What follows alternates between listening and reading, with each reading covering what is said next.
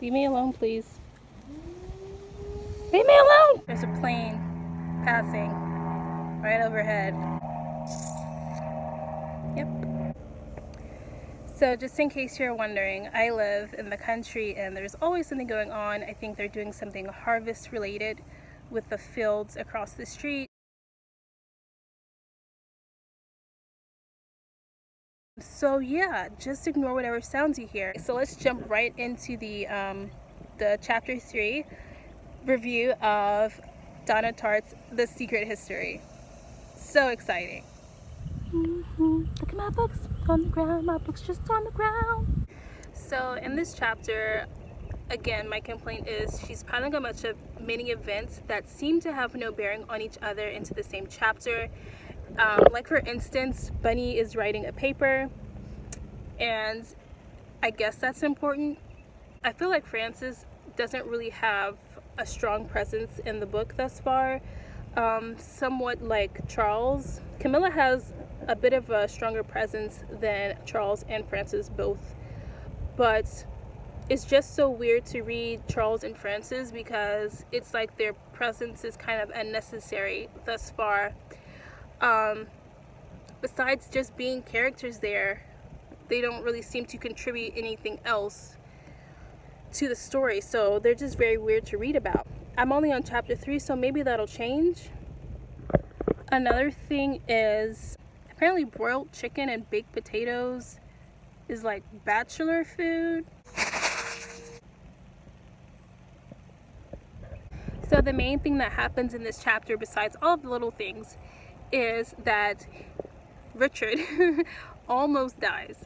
So his plight, the chapter really goes into strong detail about his plight and the circumstances leading up to his catching pneumonia and almost dying. Henry does save him, so he doesn't die, of course. But reading Richard's plight, it almost makes you feel sorry for him. And then you realize that he is doing absolutely nothing to better his situation. There's like so many things he can do, and the fact is he's just cold. The living condition is not that great. He cannot repair a roof. You just take the board and the nails and you hammer it. He almost dies doing that, by the way.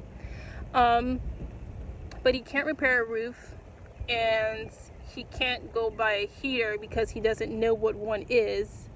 Literally, he says he didn't know about like space heaters or whatever.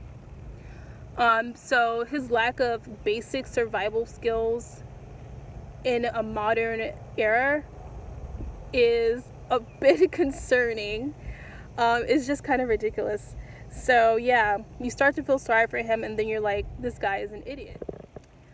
Though I have my qualms with the book, this chapter was shorter, and I didn't find that it was unpleasant to read. The book is kind of growing on me. So my other issue with the chapter is one you're about to witness right now. This is actually the end of the video. And I know it's short. It's because nothing freaking happened in the chapter, even though the chapter was on the shorter side in comparison to chapter 1 and 2. It was still too long for basically nothing to happen. So actually, to make the video a little bit longer, I'll read a quote from the book, one that I really liked. So sales. Do it like these. At the landing, I stopped to rest and felt my surroundings slide out of focus. Static between stations, everything snowy for a moment or two before the black lines wavered and the picture snapped back. Not quite clear, but recognizable. Jerky camera, nightmare commercial. So I do like her little passages like that. It's just, that's pretty much what's keeping the book going. Like I said from my previous video on chapter 2, you have to go into this book as an experience, and not really according to plot, because you're going to be disappointed with the plot for reasons I've just gone over. But for the writing, if you just go in it for the writing, you will appreciate the work that Donna Tartt has done. So, to summarize the video, that is all that happened on chapter 3. It was shorter than chapter 1 and 2, but still too long for basically nothing to be happening.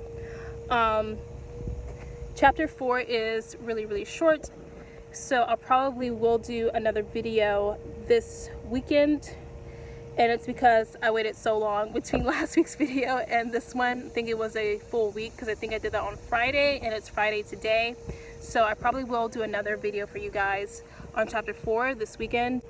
And life news, I'm watching Dark because it's so weird, but if you want to watch with me, let's do it. So just in case you're wondering what I'm wearing, it is a Cruel Intentions t-shirt, and there is Reese Witherspoon, and she's so pretty. Also Ryan Phillippe. And if you didn't know, sorry, Cruel Intentions is in fact Dark Academia, so if you have never seen it, I do recommend that you all go and check it out. And they are married in real life, and they have beautiful children. It's amazing. Alright, I am gonna go and finish enjoying this beautiful weather. Happy reading. Bye.